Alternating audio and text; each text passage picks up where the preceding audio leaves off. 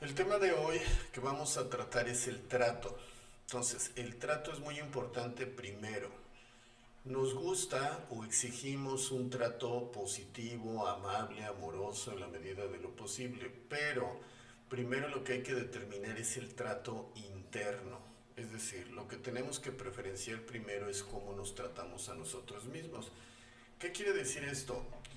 El principal trato positivo, amable o eh, como se llame esto, ¿sí?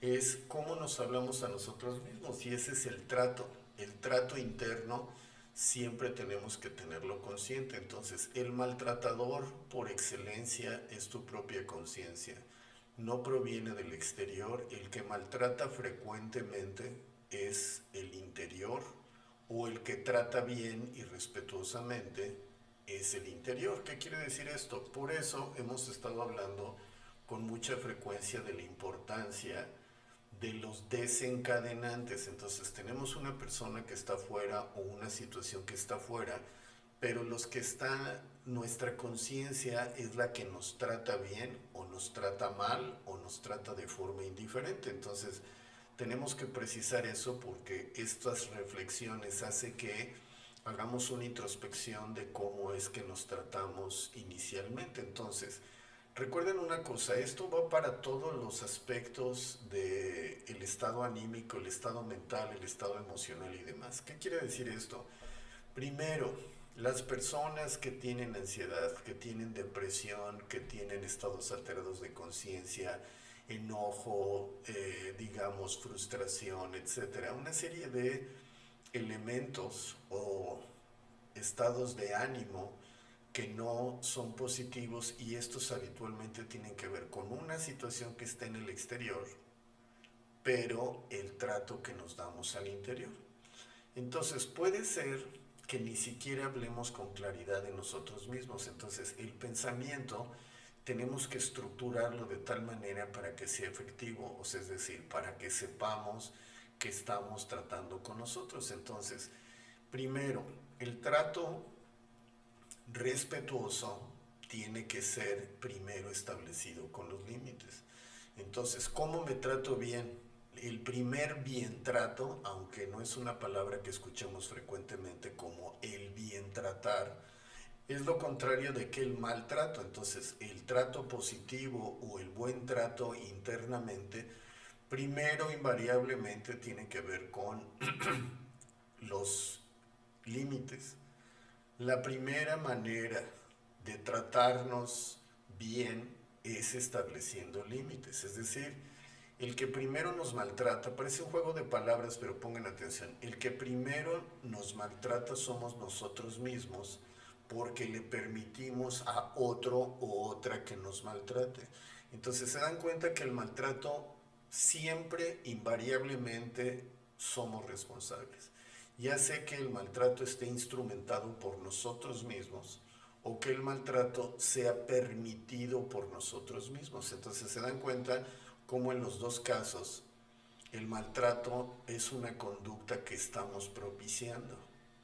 Entonces, por eso la enorme importancia de respetarnos y darnos un trato cortés y positivo. Ahora, ¿qué tiene que ver con esto? Cuando tenemos una, digamos, mala autoestima o un autoconcepto negativo, nos tenemos la sensación de que no somos merecedores de un trato positivo, porque por ejemplo, si yo tengo un autoconcepto en el que trato bien a los demás, o sea, es decir, respeto los límites de los demás, tengo una forma de proceder amable y respetuosa, pidiendo permiso de lo que solicito, teniendo una información o un trato asertivo, ¿por qué voy a permitir maltrato? Entonces, siempre tenemos que regular, siempre en primera persona. Cualquier propósito que queramos modificar siempre va a ser de forma interna. Ninguna persona puede hacernos daño, ninguna persona puede maltratarnos. ¿Por qué? Porque eso depende de los mecanismos adaptativos de cada uno. ¿Sí?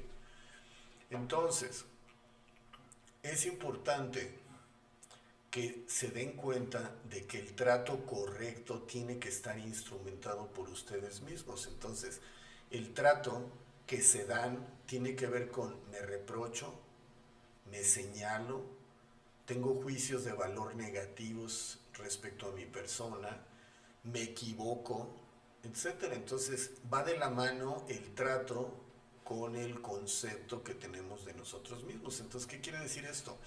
Cuando tenemos una persona que es altamente respetable, ¿cómo lo tratamos? Con respeto, con atención, incluso hay algunas personas que hablan de usted, o sea, no le hablan de tú, como oye tú, es usted querría o le gustaría tal o cual cosa. Entonces el trato siempre va a ser importante. ¿Por qué? Porque de eso depende la instrumentación de nuestra mente. Cuando nos tratamos bien, vamos a procurar hacer las cosas que nos gustan y de la manera en las que hacemos bien las cosas. Habitualmente el maltrato de muchas otras cosas es la forma en la que tenemos la concepción del mundo. Es decir, cuando una persona maltrata o es maltratado, tiene que ver con un procedimiento que no se cumple de acuerdo a sus parámetros. Entonces, todas las personas tienen procesos y procedimientos que consideran los que están bien y los que están mal.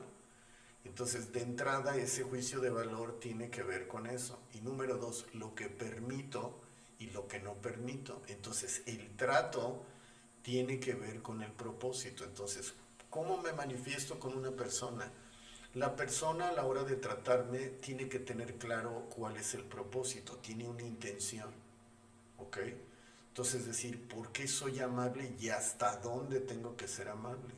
Se dan cuenta cómo es contextual, o sea, es decir, tiene que ver con el entorno en el que estamos situados. Entonces, puedo ser amable en la calle hasta cierto nivel. ¿Por qué?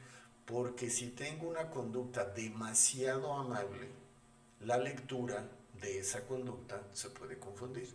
O sea, es decir, si soy amable con alguien, un hombre y una mujer, si soy demasiado amable, tiene demasiada atención ese contexto, se puede confundir y entonces la persona va a tener un efecto contrario. ¿Por qué? Porque cuando estamos galanteando o estamos filtrando, o es decir, le estamos tirando la onda a alguien, podemos ser excesivamente atentos. ¿Ok? Entonces, cuando somos excesivamente atentos, que ponemos toda nuestra atención, ese trato tiene un significado. ¿Ok? Entonces, el trato interno y que se manifiesta al exterior es muy importante, porque con el trato es con lo que podemos diferenciar las relaciones que tenemos en nuestra vida.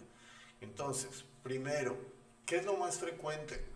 Que las personas a través del tiempo, de forma orgánica, vamos a irnos al pasado, tiene que ver cómo nos tratan. Entonces, vamos a empezar una breve historia de la importancia que tiene el trato y lo significativo que puede ser en la percepción de la realidad. Entonces, ¿qué quiere decir esto? Desde que somos niños, nuestros papás van a tener cierto trato con nosotros y ese trato va a ser interpretativo. Entonces, puede ser indistintamente hombres y mujeres, porque aquí hay de todo. Es un trato distante. Si tenemos un trato distante de mamá o de papá, ¿cómo lo interpretamos? Que no nos quería. No necesariamente tiene que ser de esa manera. Entonces, hay personas que tienen manifestaciones de cariño muy mesuradas, digamos que muy difíciles de percibir en algunas ocasiones. Y hay otras personas que son mucho más, digamos, que pueden exteriorizar al interior, hola, ¿cómo estás? Y abrazo y beso, ¿no?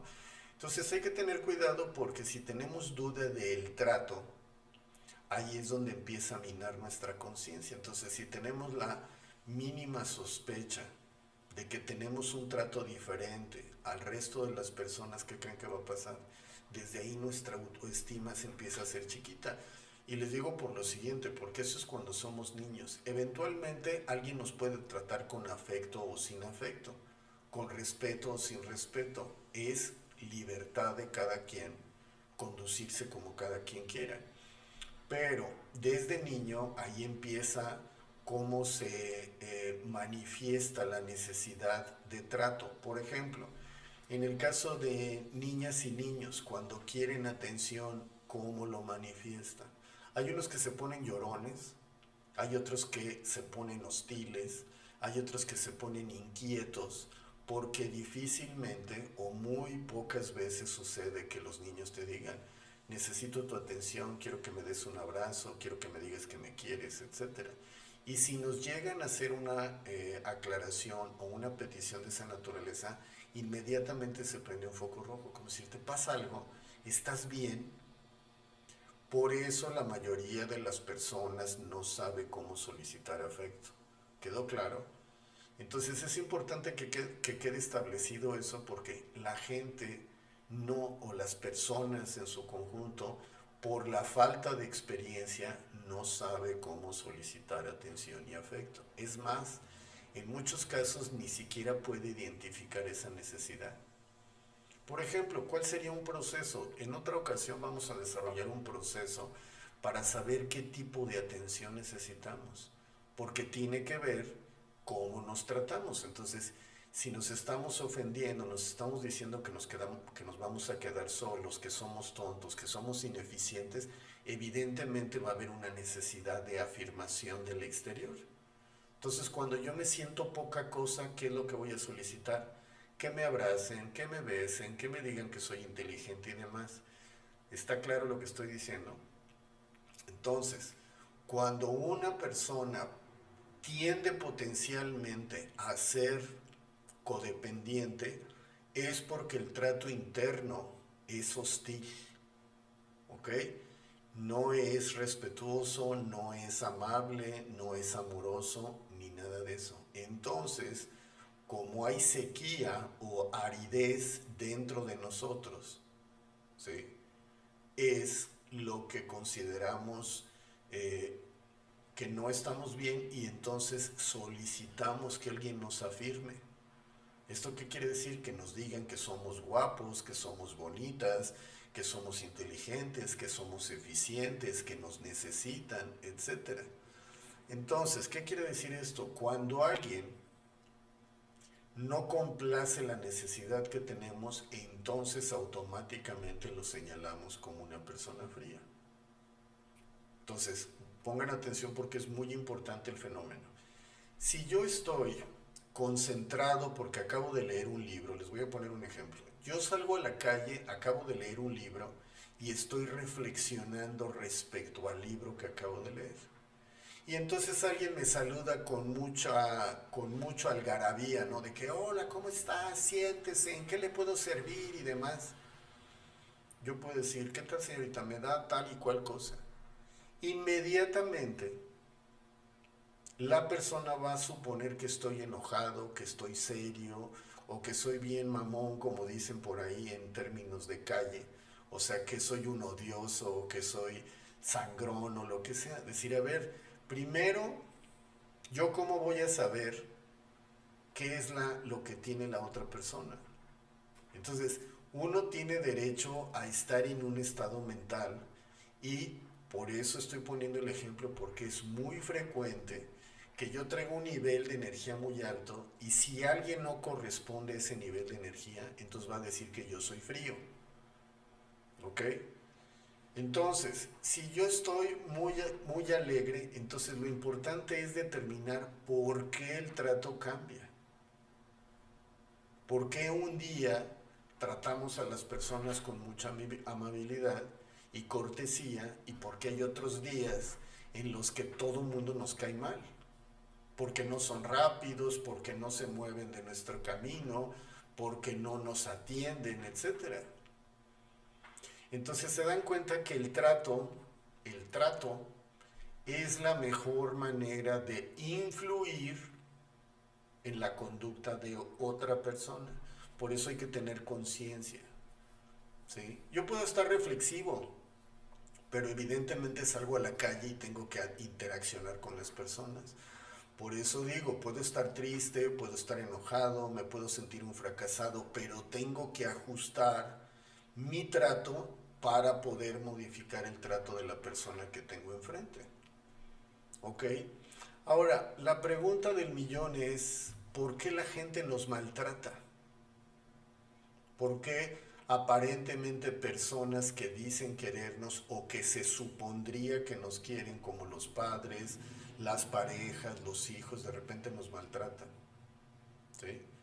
Habitualmente cuando hay maltrato, es decir, malas palabras o que nos voltean la cara o que hay gesticulaciones de desaprobación, tendríamos que solicitar más información, o sea, es decir, ¿qué es lo que te pasa? ¿Por qué me estás tratando mal? ¿Ok? Pero hay que regular el trato. Recuerden, la energía con la que yo solicito una modificación del trato tiene que ser amable y tiene que ser respetuosa. Por eso siempre se los digo, el trato respetuoso no se puede ejecutar si no sabemos cuáles son los límites. Y los límites no te los van a dar diciendo todas las personas. Tú tienes que establecer un límite social, o sea, es decir, qué es lo que puedo decir y cómo lo puedo decir. Si no están establecidos esos límites, difícilmente se puede hacer algo más allá de eso. ¿Ok? Entonces, el trato respetuoso y de ser posible amable, lo que hay que definir es la amabilidad, ¿no? Si es con una sonrisa, si es con palabras que adulan a la otra persona o simplemente es respetuoso, ni es alegre ni no alegre, sino que simplemente asertivo. ¿Qué tal, señorita? Buenos días. Necesito tal cosa, ¿me podría ayudar con esto? Y listo. El ser asertivo es un estado muy benéfico para cualquier propósito. Entonces, por eso digo, y por eso estamos planteando, que una persona equilibrada tiene trato asertivo. No hay ni trato súper cariñoso ni sumamente hostil. El trato asertivo se plantea en medio. Es decir, tengo dos extremos. Cariñoso y amistoso para la gente que comparte mis valores o que le quiero manifestar mi simpatía. Y hostil y seco para ciertas personas donde yo quiero demostrar mi antipatía con ellos. ¿Ok? Pero el lenguaje y la conducta asertiva nos puede ayudar bastante bien porque nada más trabajamos un estilo. ¿Ok? Y lo asertivo se puede decir, tengo cierto aprecio por ti y demás. ¿Por qué? Porque si nos regresamos a lo que estábamos hablando de cuando eres niño, a más de una persona le lastima que alguno de los compañeros de vida, o sea, particularmente hermanos, tengan un trato preferencial. Les genera un conflicto cuando hay una preferencia en el trato que se puede percibir en la voz, que se puede percibir en la sonrisa, que se puede percibir en los platillos en la mesa. Cuando llega una persona que es muy querida, le haces un platillo especial, etcétera. Entonces, hay personas que les genera conflicto eso. Y no debería. ¿Por qué? Porque el trato es nuestro derecho de manifestarle a gente, premiar y castigar a alguien, si se pudiese llamar de esa manera. Castigo me parece demasiado, pero consecuencias. Entonces, la lectura de nuestro trato tiene que ver con quienes queremos ser amables y con quién no queremos ser amables. Entonces se dan cuenta que es motivo de un total entrenamiento. Difícilmente alguien va a hablar de esto en las familias tradicionales, ¿sí? O sea, no le platican a sus hijos que el trato es importante. Y la diferenciación. Hoy en día la gente es irresponsable. El trato ya no les importa. Si estoy enojado, trato mal a todos. Y si estoy de buena, trato bien a todos. ¿Eso tiene sentido? Vivimos en una sociedad y el trato respetuoso debería ser una obligación. No obligatorio, debería ser una obligación porque decir, Independientemente como te vaya en la vida, yo no tengo la culpa. O sea, es decir, si te va bien o te va mal, ¿yo soy responsable? No. Tú tienes que tratarme con respeto. Por eso es importante primero trabajar desde dentro. Entonces, eso es importante porque el estado mental y el estado emocional definitivamente tiene que ver con el trato interno. Y si alguien no está cumpliendo con el parámetro, evidentemente tengo que ser práctico y decir que no puedo andarle llamando la atención a todas las personas en la calle. O sea, es decir, sería muy complicado y poco práctico estar regulando la conducta, el lenguaje, las caras que tienen las personas a mi alrededor. Entonces, ¿saben con qué frecuencia nos acostumbramos a tratar con personas serias, insolentes o que simplemente no ponen atención? Recuerden una cosa es un trato personal y otro es un trato que tiene que ver con institucionalidad, ¿ok? Entonces, si yo estoy en la calle, en la banqueta, en la vía pública, la persona puede conducirse como se le dé la gana, nada más que cuando está en un trabajo, tiene que tener una actitud institucional. Entonces, si tengo una persona que está en recepción, tiene que tener una conducta institucional. Es decir, a mí no me importa si le va mal, si le va bien, si tuvo una discusión con su pareja, si se acaba de enterar de una cosa desagradable de la pareja, de los hijos, etcétera. Por eso ahí es donde tiene que ver con una conducta institucional. Cuando tú estás en una institución, tienes que tener una conducta que sea equiparable con el puesto que estás desempeñando. ¿Sí? ¿Qué tan frecuente creen que a alguien le enseñen a conducirse de forma adecuada? Eso casi siempre lo aprendes en tu casa. ¿Tiene sentido? Entonces, pero no siempre ese trato es eficiente. Entonces se supone que uno tiene que hacer ajustes, ¿sí? Entonces se supone que uno debería de regular su conducta. Si estoy en el estadio, si estoy en el templo, si estoy en la escuela, si estoy en la casa, si estoy en los medios, etcétera. ¿Sí? Entonces, eso cada vez es menos frecuente. Se dan cuenta cómo hay muchísimas cosas que indicarle a los niños precisamente para que su vida sea más fácil. Entonces, ¿quién le dice a sus hijos el trato que tiene que tener con las personas con las que convive? Y eso tiene que ver con que hagas a un lado lo que tú estás pensando. ¿Sí? Entonces, la conducta y el trato tiene que ser regulable e incluso puede cambiar de cadencia. Si yo voy a un lugar y soy respetuoso y alguien me contesta con majaderías, es lo óptimo permanecer en calma y tranquilo y seguir respetando a la otra persona. ¿Por qué? Porque eso te da autoridad moral, ¿ok?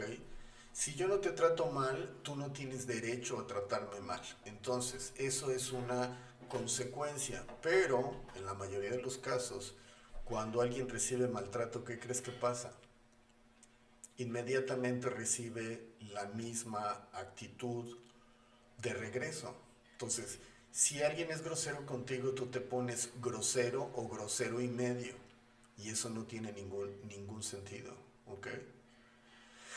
Entonces, tienes que empezar a tratarte bien y tratar bien a los demás, porque si no vas a contaminar el propósito, ¿ok?